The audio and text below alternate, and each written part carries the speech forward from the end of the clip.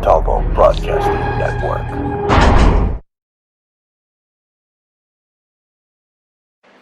Support MBN, Montalvo Broadcasting Network, and shop with us over at Montalvo Store. Go to ebay.com and search in the advanced search. Type in Montalvo Store. Now support Montalvo Broadcasting Network. We have a wide array of books on conspiracy, apparel, and much more. Support your favorite radio station, Montalvo Broadcasting Network, by visiting Montalvo Store on ebay.com. Tribal, primitive, rustic, Burning Man, punk rock, conceptual subculture for the edgiest, most cutting-edge designs of jewelry today. Go to etsy.com/shop/conceptual subculture, or one word, either by going to Google or search Etsy, ETSY.com, and type in one word, conceptual subculture. You will find the hottest designs using natural stones with wire wrap rings, rough, raw, genuine, semi-precious gemstone jewelry, solid sterling silver, copper, leather, orgonite, bracelets, pendants, chokers, men's copper cups with sterling accents, eco-friendly, repurposed, original, one-of-a-kind design earrings. Support MBN by going to Conceptual Subculture on Etsy. Go to Antique Obsessions for the hottest in jewelry, antiques, repurposed, solid sterling silver, one-of-a-kind, handmade by Bruce and Jaja. Go to our Facebook, which is Antique Obsessions, or you can go to Etsy.com and go to Antique Obsessions, one word, or type it into your Google and find us there. Thanks. The stylish and hippest clothing around. Go to Poshmark.com. Poshmark.com at Anti-Culture. At Anti-Culture. The coolest, hippest apparel on the internet. Poshmark.com at Anti-Culture. Bruce Montalvo. Continues to spread conspiracy theories. Penchant for promoting bogus conspiracies as though they were fact. Conspiracy theory.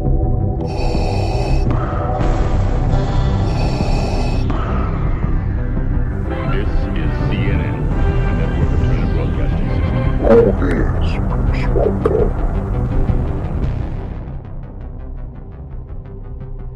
Bruce Montalvo is the only radio talk show host that's not controlled.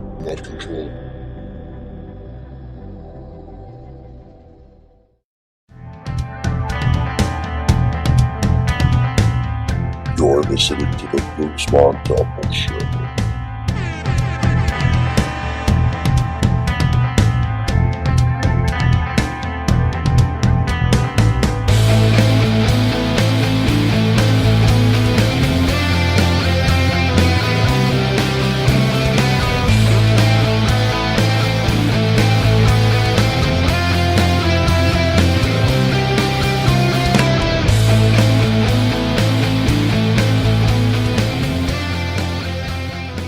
Hello and welcome, ladies and gentlemen. It's October 14th, 2019. You're listening to the Bruce Montalvo Show with Jaja. Hello, Jaja. And we have a very special guest on the line. She is a psychotherapist, intuitive healer, psychic medium. Her website is intuitivehealing.com.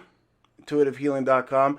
Her name is Carolyn Coleridge. You may have seen her on CNN when they did a Reiki special, and I mean she's got counseling on how to heal the spirit, how to heal you, and she joins us here live. Hello, Carolyn. Hi, how are you? I'm good. Thank you for being on the show. Sure. My website's intuitivesoulhealing.com. I knew I was butchering something. That's okay. Intuitivesoulhealing.com. Thank you so much. That's it. Yeah. Right. You know, I take psychics very seriously. Not all of them, but I believe in some of them. I truly do. I believe in psychic intuition. I believe in psychics. I mean, psychics helped me find my wife. Psychic actually told me details about my wife and where we would be and where we would be traveling years before I met her. So it was crazy. And I also believe that I myself use psychic intuition to find my only daughter when I wasn't aware of her existence. So, I mean, I'm not trying to toot my horn here, but I totally believe in psychic abilities. Mm-hmm. Yes, it's a natural part of us. Psychic means of the soul, and psyche means of the mind. So it's just listening to the soul's, the way the soul hears, feels, sees, knows. That part of us is connected to the source. So we all have that ability. Just some people are tuned up higher, some people are lower. So that's great. That's wonderful. Stories about healing yourself and connecting to people. It's awesome. Right. What's one of the first ways you can open yourself up to increase your psychic abilities? Meditation is the best way. In fact, my abilities have gotten stronger when I've meditated and taught meditation, because the more quiet you become, spirit lies between the space between our thoughts. And so when you're quiet, you're in that space of the other realm. Like when we meditate, we go up to the alpha state, which is like the fourth dimension, and we're able to then open up our senses to hear more. So you'll get those aha moments, those chills, those insights just plop in your head, those pings. And that's the way we should lead our lives and like figure things out. So meditation really helps. Also going to nature helps awesome a lot, because nature, when we go to nature, our chakra systems opens and our energy field gets wider, and our energy field, our aura, has psychic sensors on the end of it. It's almost like antennas. So it starts to open up more. So if we get information or connections during that time, then we should kind of like write them down and like work with it. So those are like, two ways. Another way is to take a class on it, and how to develop your intuition. You can practice on little things, like if you get a ping or somebody texts you, like figure out who's the person, what's the first thing that comes to mind, and that usually you're right. So our spirit comes right, since our aura is so large, our spirit becomes before our mind comes. So our aura field, our spirit picks things up, and then it translates just like an antenna all the way down into our physical body, and then we think of something. So that's why when you have that feeling, first thing that comes up before your thoughts come up, that's usually your intuition. You just got to learn to listen to it and to honor it more and more. And do you feel that people have too much trauma sometimes to be able to meditate or even get past that inner trauma before they can open themselves up, or even meditate, or even feel at peace with nature and let their chakras open? Because like some people have so much of trauma that when they open themselves up, all they feel is their own inner pain. So there's a complex. Do you have any suggestions on how to heal like a trauma? Because that's what that's a really, really excellent question, which I haven't heard people talk about a lot. But it's kind of twofold, because trauma can actually open up your psychic abilities, meaning that let's just say you have a surgery that was really bad, and it was like a horrible feeling, and you're like waking up, like some people wake up during surgeries, or your body jumps out if you're in physical pain, you're in the ER. Wow. What happens is that, your spirit jumps out of the body and starts looking at your body, and when your spirit jumps out, there's a separation between the spirit and the physical body. So like astral projection. Look around, and you start seeing and hearing and feeling as your spirit would. So a lot of people open up their psychic abilities through trauma. Did you want to say something, Bruce? No, it's like astral projection, right? With Yeah, that's astral projection. It's 100% astral projection. So that can happen through physical abuse. If someone's really beaten really badly, they can pop out of their body. Through sexual abuse, that can happen. These are all traumas. Wow. Through car accidents, people can jump out of their bodies before the impact hits. Through using drugs or alcohol. So there's all these different ways that trauma can happen, and that can make people more psychic. So you'll find a lot of intuitives have had that experience with a bad surgery or something. Or I knew a friend who was a psychologist. She was getting into a car and she hit her head, and she became a medium. Like she's now a medium out there, and she does mediumship and psychology. There's a show called, I forgot the name of the show, Both Sides Now. Kelly White is her name. So that can open you up, but so that trauma can actually create that. And then what do you do with it? You do have to heal the trauma. I do soul retrieval, which is based on Native American type of healing, where I bring back aspects of the soul. So if you think of a glass, if you drop a glass, it would break and shatter. And some of the pieces that shatter, it's like a trauma, will go underneath the carpet or go underneath a chair, and you can't find those pieces. So that's aspects of people's soul that go and live in different aspects, different worlds, different places. They kind of live their own life, and that's why sometimes people either seem younger than they are, or people say, hello, are you there? Because they're not really there, or somebody seems like they're disconnected. It's because they've had trauma, and they may be, part of themselves may be living that trauma over and over again in another dimension, another time. So what I do is call back aspects of that trauma and a healing session, and it really helps people to reintegrate that aspect. I can actually talk to that piece, that person, that aspect that left, because that happened to me. I was in a hospital. They almost tried to kill me, and then after I had the hospital experience, I kept seeing myself in the hospital even though I was home. I kept waking up thinking I was in the hospital, and I realized part of myself was in that hospital at the time because it was so traumatic. I almost died, and I went to the other side and came back. So, and since that happened, that trauma, it's made me more intuitive as to where people have had trauma and how to bring it back. Energy healing can help trauma, Reiki, which I do, because what it does is soothe the soul and the physical body and the spirit. So it kind of reintegrates that. Crystals can help heal trauma. There's wonderful crystals like black obsidian or rhodonite or even amethyst. There's a lot of natural ways to heal. Good counselor can heal trauma. There's EMDR. There's other, different ways psychologically to do it. A good conversation and, bringing back the experience, but, having it done and looked at it in a different way can heal it. A really good crystal is snakeskin agate.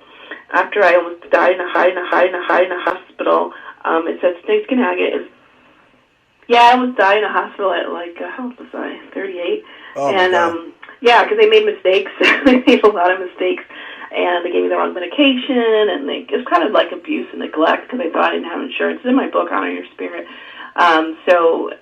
It's funny because I'm a healer. Horrible. Like, how does that happen? Oh, my goodness. Targeted. That's very scary. Do you have the ability also to speak with spirits, like a spirit guide? Yes, yes. I can see and hear spirit guides at times, not everyone's, but when I'm in a meditative state, like right now, I just finished a reading, and her spirit guide was right on point with what she needed to hear. So, and after that incident, I started to see people who are dead. Wow. And they came to me and said, I died in this hospital, help me. And I'm like, who are these people? They're all in my hospital. There are all these, 20 people in my hospital room. And I realized it was all these souls who had died, and they wanted me to file a report. I'm like, what? I couldn't even believe. They looked real to me. You're like a detective to them. What's that? You're like a detective. They want you to get on the case. Yeah, and then they said, oh my God, they're like, oh, she's awake. And then I actually did file a report because I think God put me there because I worked in a hospital, so I knew everything they did wrong. Oh. And I knew the abuse that they were going on, so I was almost set up by the universe to be there. But, sometimes I see people's spirit, and especially when in readings, since that happened, other things have happened, their ancestors will come through because the ancestors want to heal the next generation. And either they'll come back and say something, or somebody, an ascended master may come. If people are a healer, like Archangel Raphael will show up. So I'm open to the spiritual realm and the subtle energies that come through that want it, because the other people in the other realms, the other spirits, the entities, they want us to evolve. They want us to move forward. They want us to heal. So they'll come through me as I open up myself up as the channels to that kind of information. That's crazy. It's almost like the movie Ghost, how she sees the spirits that come into her and they're not leaving her alone. So what? Oh, yeah. Yeah, it was kind of like that. It happened to me originally when I was 27, where they were literally just wake me up all the time. When I first opened up, which I wasn't expecting, it just happened, and it was just all the time. Like every time I went to sleep, when I wake up, I would see someone staring at me or sitting there having therapy in the middle of the night, and I was just going crazy. And I called my mother, who was a medium. She didn't do it for a living, but she'd always talk about seeing relatives and ascended people. She said, "Oh, that's it. Oh, no, that's the problem. How are you doing in school?" I'm like, "Mom, I'm being being attacked by these ghosts." And she to laugh, you're supposed to tell them to go away. So I went to a healer, and they showed me how to protect myself. Yeah, so you have to they only protect come in yourself. now when I have a gatekeeper, when I'm, like, open to doing a reading. I've learned how to block the energy and to be, like, in the present. But, yeah, I could, see and hear. And every once in a while, like, I'll see when in my office or something will move in my room, and it's interesting. Freaky. Yeah. So how did you learn how psychic protection? Like what protection in particular did you, incorporate into your meditation or the way you see things? It's breaking up a little bit. Something about psychic detective? Psychic protection. Protection. How do you protect yourself? So protect yourself if you're really open is you usually call in the highest energy there is, and the highest on the planet, which is the Christ energy, or some people believe in Buddha and call him Buddha. And what that does is put energy around you of a high vibration. Their lights are so bright that anything that has not gone to the light, and a lot of ghosts are stuck here because they're afraid to go to the light because they feel like they've done something or they're ashamed or they haven't lived their life right. So they hide out on the earth plane. They don't evolve, pop out of the body. They don't go to the higher dimensions. They don't go to the ethereal plane, they're right? Afraid. Yeah. So these ghosts are to me, they're like homeless people. They're just kind of stuck here. So I was told to put the archangels around me, and that really puts up a shield of light too, like almost a cross. So I put Archangel Michael to the right, Michael to the right, Raphael to the left, Gabriel behind, and Uriel in front. And it makes a cross of light, and the light is so bright that it's almost like putting on the light when there's roaches. Like the other ghosts will scatter away, so they'll stay away from that light because they know that those beings can see them. So that's what I was taught to do. Or if I get psychically attacked, which happens often if I go to a hotel and I don't put a protection, I might see somebody because my home's protected and my office is protected, but you're just randomly out in the world, especially hotels, you get a lot of people who leave discard energy. Hotels are like the worst. I'll say that, and then they'll go away, or I'll sage.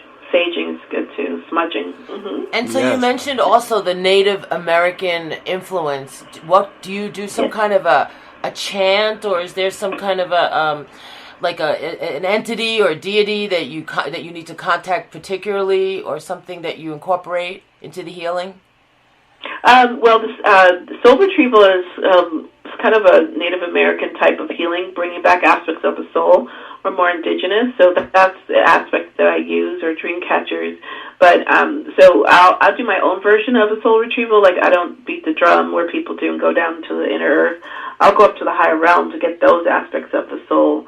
So and just call it in. But that's kind of the things I use. I love like sweat lodges, and I use a lot of smudging with wheatgrass or sweetgrass, and sage, and using a lot of those aspects, and also looking at the different aspects of what they use in terms of crystals.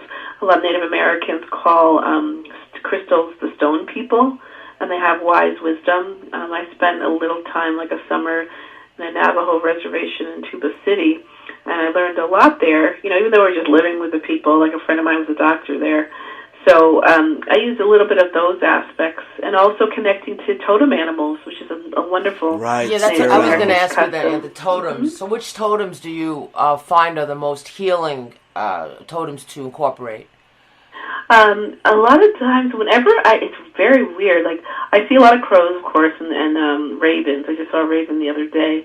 But whenever I do, like, indigenous healing, like I went to a Peruvian healer, and then I went to a Mexican healer. Whenever I do those kind of healings, I always see a panther. A black panther comes in my dream, and it's massive, and it's very real. It's like a being. And I was just like, that is so bizarre. And it's jaguar paw. Say it again? It's jaguar paw from Apocalypto. Yeah, someone just told me that today. My acupuncturist assistant is Mexican. She goes, that's jaguar power.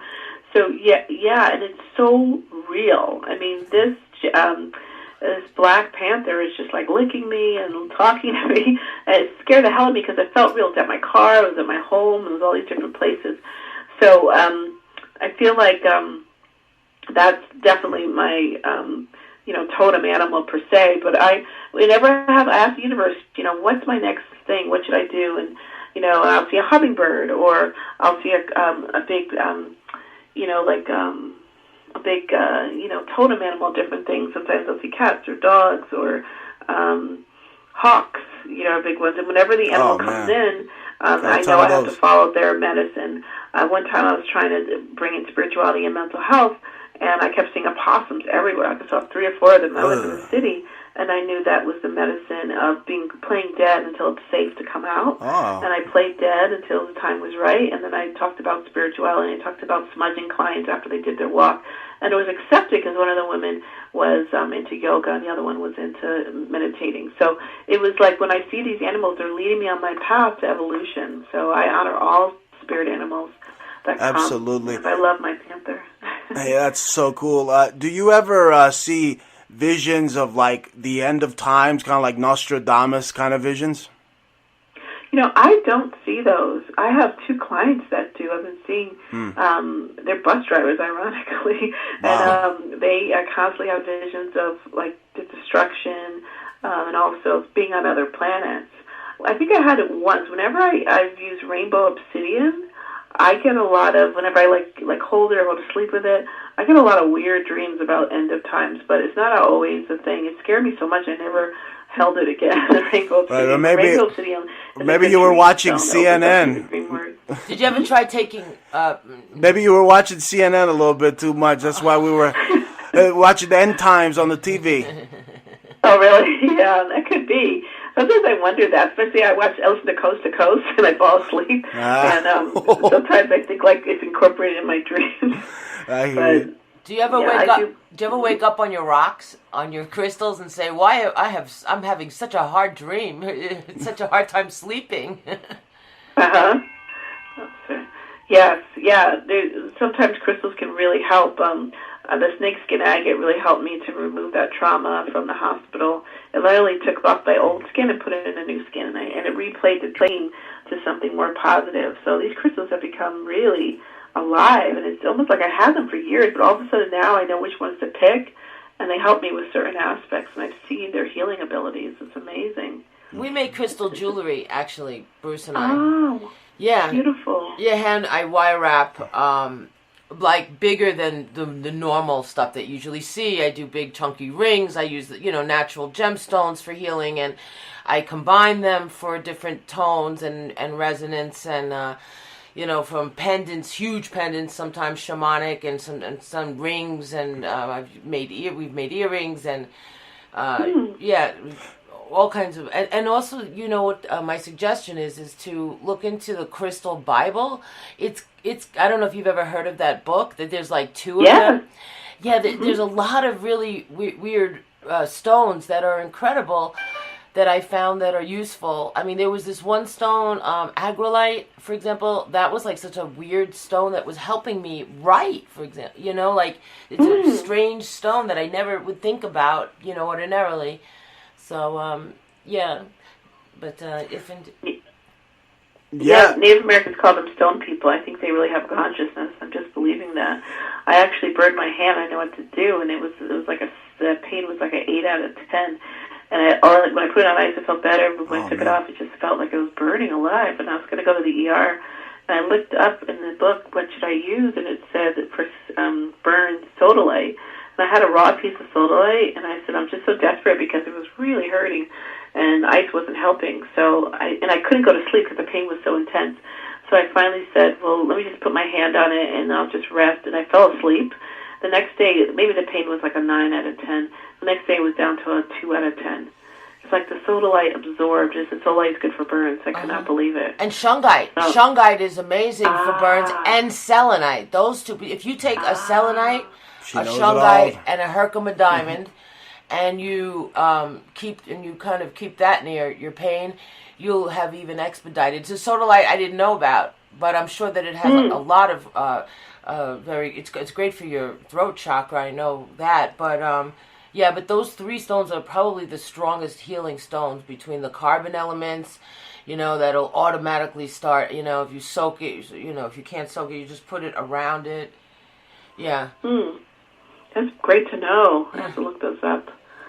Yeah, I love that you can do it with, I actually have experiments where I had the results of the sodalite or the snakeskin agate or the amethyst, actually see them help me heal. It's amazing. Yeah. Right. Are you still giving lectures and going to the Conscious Life Expo? Because I believe I met you there once. Yes. Yeah, I do. I've gone every year almost. I've been on the speaking. I think I was on the spiritual healing panel last year, and I talk about honoring your spirit.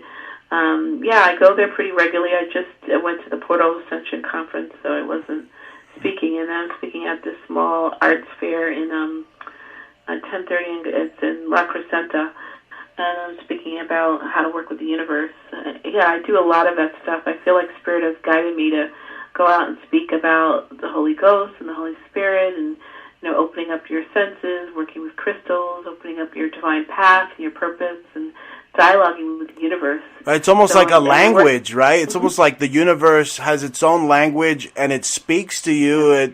You could be driving down the street, and then there's a sign there, and you feel like it's right that moment the universe is speaking to you. What are some reasons that people go see psychics? They may be having problems in their marriage, or they want to seek answers. I mean, they all feel like the universe is leading them there, right? Yes, a lot of people feel called. I work really closely with the divine source. So some people feel stuck in life. They've tried everything else and nothing's worked. Mm-hmm. And it might be a soul trauma, like we've said, like a trauma or a soul decision they make, and they know it's like not the normal decision, it's something higher. If people want to evolve their soul, they feel like stagnant and stuck, they come to get like a higher perspective. A lot of people come in because they have like deep wounds, physical or emotional wounds that are not getting better, and connecting to the spirit guides can give you insight. I had a client that came to me that wanted to find her purpose, but as we were looking for it, I was trying to visualize. I saw this guy with a standing in between, like in my office, the healing room and the other room, and he was wearing he was wearing work boots, but he was on a basketball court, and I was like, this is weird. And I told her, she started to cry. She goes, that was my ex. He wanted to marry me. Oh my God! But he used to play basketball, but he was a construction worker. That's why he was wearing basketball. So I thought it was weird. He was wearing basketball. He was on a basketball court, but wearing like work boots. Right. And I was just like, well, that's so bizarre. Why did he come? She was only died 3 days ago.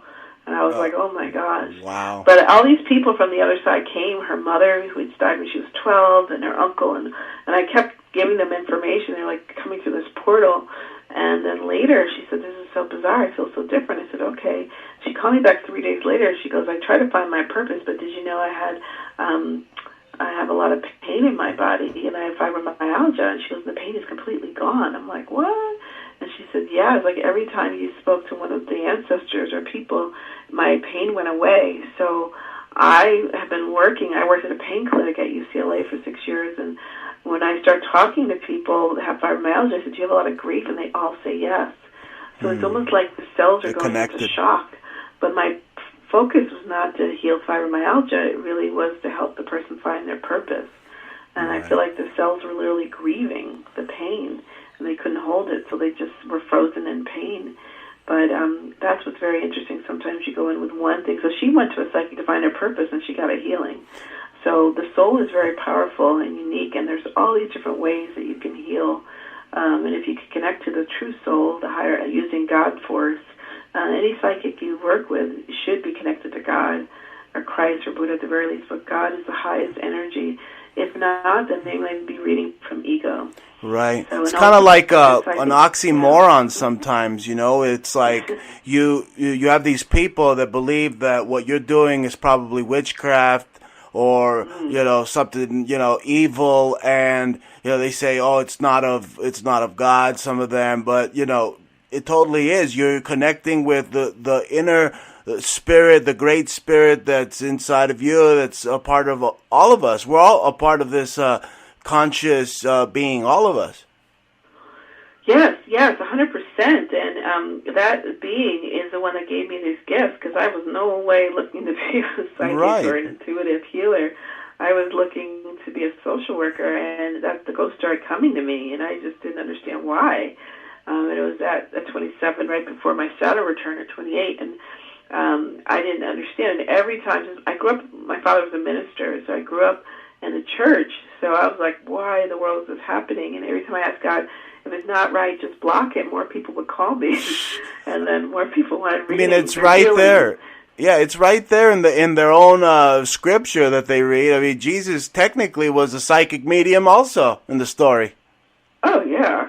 So, I mean, they're a bunch of hypocrites. Teacher in the Corinthians who talk a lot about that. And people have the same gift. So, yeah, it definitely is there. I even talked to my dad about it. I said, Dad, these dead people come to me sometimes. And I said, let's look through the Bible. So we kept looking. He goes, well, I really can't find it. Keep doing what you're doing. Because my mother had a dream that my father would have been the first black bishop of Connecticut. Like, she said, I had a dream about it. So she was, somebody told her, it was a medium. And then years later, somebody knocked, he ran, and he became the first black bishop. So, I mean, they've used it in their family to help, and it wasn't like she conjured up. My mother, too, she didn't take any classes. She just was born that way. Wow. So I think that's important to honor. That's why my book is called Honor Your Spirit. Like, that was, my spirit was guiding me to that kind of work. What happens if your mother's a witch, and then you're not? If my mother's a witch? No, like if she's mean. Hypothetically speaking. Hypothetically, what happens if you were an intuitive and your mother was also intuitive but was dark and you weren't? What would you do? Oh, that's interesting. I've had people, I had a couple of people have come to me that are saying that their parents were doing dark magic. And it was very scary, and they have the same abilities, and sometimes we close them down, or sometimes they wanted to understand them a little bit better. So it's just a matter of really, like getting clear on your higher intentions. And a witch actually means wise one. Do you mean like a witch, or do you mean somebody who's doing something like evil magic or dark magic? Yeah. Somebody that's doing something evil. Yeah, like Bruce's mother. Yes, brave with my mother. You there? Hello? Yeah, we're here. Yeah. That was my mother. My mother's energy. Oh, I heard something repeat. Did you hear that? I know. Right? Somebody was trying to jump in. His mommy's really No, strong. she's like a Cronus-like energy. Like, she just ate my baby from me. Just took it. You're never going to see your kid again. If you want to see it, I'm going to sue you. So I was like, oh, okay, Mom, thanks. Happy Mother's Day. Hello? Are you serious? Yes, that's who she's referring to. She was like trying to ask a question, but like on my behalf, like, I guess, my mother, I never was aware that she was practicing witchcraft. I mean, I saw her light candles growing up, and then she got very dark as I got older, and I had a child, and she just kind of ripped my kid from my arms when I was very young and didn't really give me a chance to raise it and put use the legal system in California against me in a way, because I was just so young and naive. Not that young. You were married already with me. So please. Oh, she was working on taking my kid while I was, young, before I met you. Okay. It was all the stepping stone. She didn't file any process until we were married. Okay. And when the first time I ever spoke to Bruce, I was a talk show host too, and I asked him, he had me on his show, and I asked him if his mother was a witch. And he looked at me, he said to me, no. But then after meeting him when he came to my home and we got together, it finally came out that his mother is a hardcore practicing witch.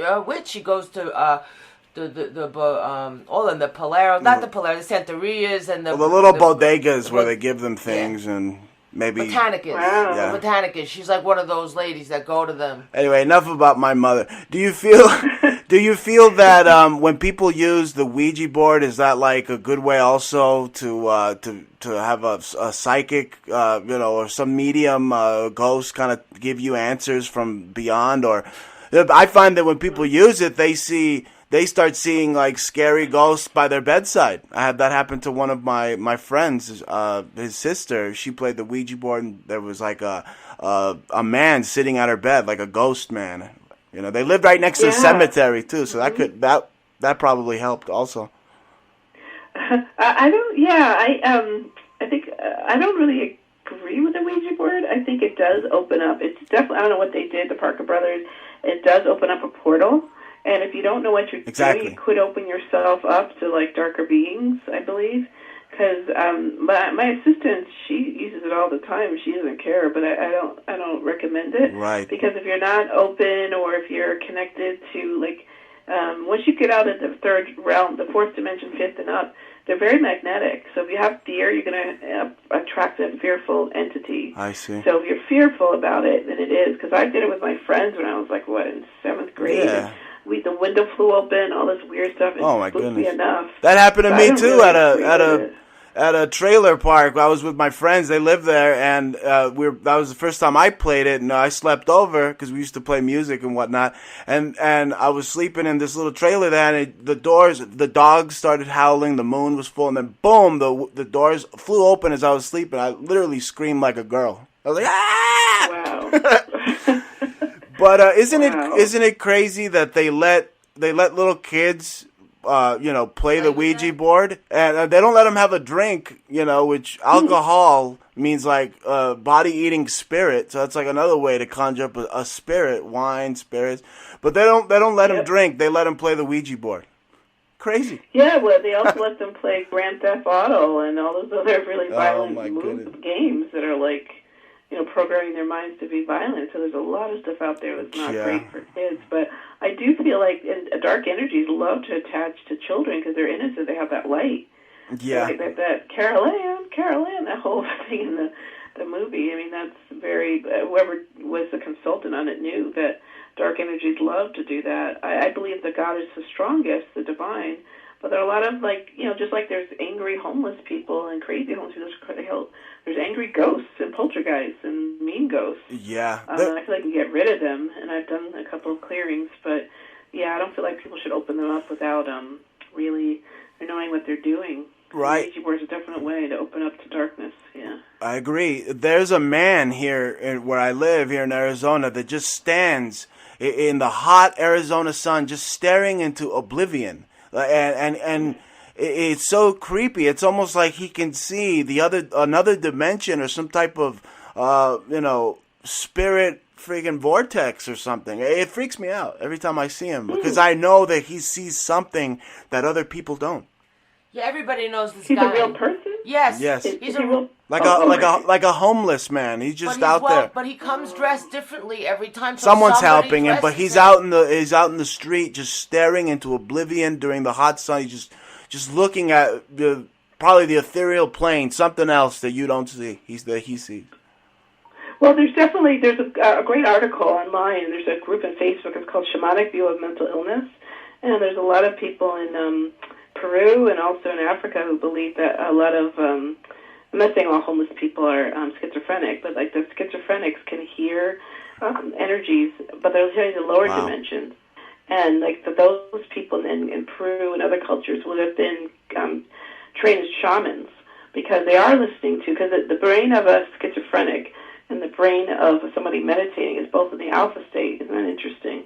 And I've had a lot of schizophrenic clients since I'm a psychotherapist who started to read me and tell me stuff about myself that was accurate. You got to fight with your boyfriend. You did this. And they'll say something really mean at the end. And I'm like, where did that come from? And it's like the dark energy will jump in. So it's very easy to get fooled. And I think that they've had trauma and they're listening to darker energies that sometimes can take them over. So there's different frequencies, of energies, and some hit on the head or trauma or something can open you up to that, like we mentioned before. That totally happened to me, Carolyn. I was a kid, and I was riding my bike at night, and my mother was inside with my baby sister, and I was riding my bicycle. I just learned to ride my bicycle, and I'm going down this steep little garage we had, and next thing you know, I slammed right into my post box. And, ever since then, I don't know if that attributed to how I maybe inside had a gut feeling of that I had a daughter out there in the world, and intuitively I found her. So I don't know. I was hit in the head, though, when I definitely was. Yeah, and I was... Wow, because Mm-hmm. I was the also pineal gland and pituitary gland are can open up to psychic centers, so I'm not surprised. I was attacked when I was a school teacher by one of my students. I was dealing with autistic, some crazy kids at one point with art, and she just lost her mind. She grabbed my hair. She was like 300 pounds. She slammed my head to the floor like 14 times. There were 20 people trying to get this beast off me. Oh my God. And I was traumatized when I finally, and it took me like it got progressive. I had a brain injury which progressively got worse, and I couldn't speak for like almost 2 years. And then all of a sudden, like I did a lot of prayer, meditation, healing, and then I started rapping. You know, like I wrote I have 7 albums. I wrote a movie all in rhyme. You know, everything was. I was literally a fine artist. Then I became a rapper after the words, everything synced up. I had to do it. It was crazy. It was like a weird thing that happened to me. And I also got a little psychic too more. Wow, head injuries. Yeah, our brain is so powerful. We never know what can be created from that. Absolutely. Exactly. It's a crazy phenomenon. But Carolyn, your books are available on Amazon, right? The Universe. Speaking of the Universe, and you have another book also. Yeah, my book tells my story about seeing ghosts and stuff. Is Honor Your Spirit and helps people to open up to their spiritual gifts. And my workbook that goes along with it is How to Work with the Universe, which is very fun. It's like a workbook on how to listen for guides and totem animals and what totem animals you see and listen to your dreams. Wow. And then my new book is coming out probably in January. It's Soul Guidance and Daily Inspirations. It's all my newsletters put together. Amazing. About that. So they're available on Amazon, and be sure to check out your website, intuitivesoulhealing.com, right? Yes. And on Instagram, I'm Intuitive Solutions, like solutions, but S-O-U-L. One word, Intuitive Solutions. You got it. Follow me on Instagram too. Now, before we go, what kind of totem animal did you see when you were talking to us? Did you see anything? Oh, I didn't. But if I tune in now, I'm seeing an owl. Ooh, he lives here. Yeah. A crow and a fox. Ah. So. Are those good things? Huh? Are those good signs? Yeah. I feel like the owl. Somebody's very wise. I think that's connected to the female. What's your name again? Ja. Well, Janine Gordon. And then I'm getting a fox, just inquisitive, like that's probably you, and then also like a crow, just overseeing the whole thing. My cat. You say you live in Arizona, so those are probably popular there. Right. Okay, well, thank you so much, Carolyn, for being on our program. We look forward to bringing you on as many times as you want to be on. Thank you so much. You were great. Thank you. Okay. Yeah, thanks for having me. I appreciate it. You guys have a great day. You too. Thank you so much. Okay, take care. Bye. That was Carolyn Coleridge. What a great show. She got to hear all our crazy getting hit in the head stories, huh, Jaja? Yeah, she got all the... Now everybody knows that we've been hitting the freaking head. Now they know why we're so nutty and zany, and we can see right through you bastards. That's through you. That's the problem. Yeah. But she explained it. And there's so many issues, with trauma and spirit worlds. I mean, there's no book on it. I mean, how would you... I feel like I just talked to Madame Blavatsky. It's a spirit world.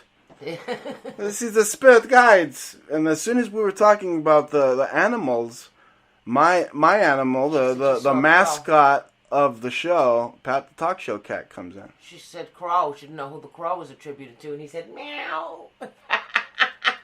He said, me. He walked in and out as soon as she said, I see another animal. Pat's always listening, and he loves you all. So we want to thank you for listening. We said we were going to take a break, but we just had some great guests that I couldn't pass up, you know what I mean? And we have even better, legendary... Well, they're not better. Well, you know what I mean. We're getting bigger, better. I mean, every guest I have is the best in the world. That was amazing. But we're just gonna get bigger, better, and better with our guests. So they're gonna just be all of them are gonna be amazing. Well, why don't you just tell them that we have a wonderful guest coming up soon. Yeah, we got many great guests coming up, and just be sure to tune in. Same Bruce station, same Bruce dial. Jaja here with me, 24/7. My co-host with the most. You've been listening to the Bruce Montalvo Show. Montalvo Broadcasting Network.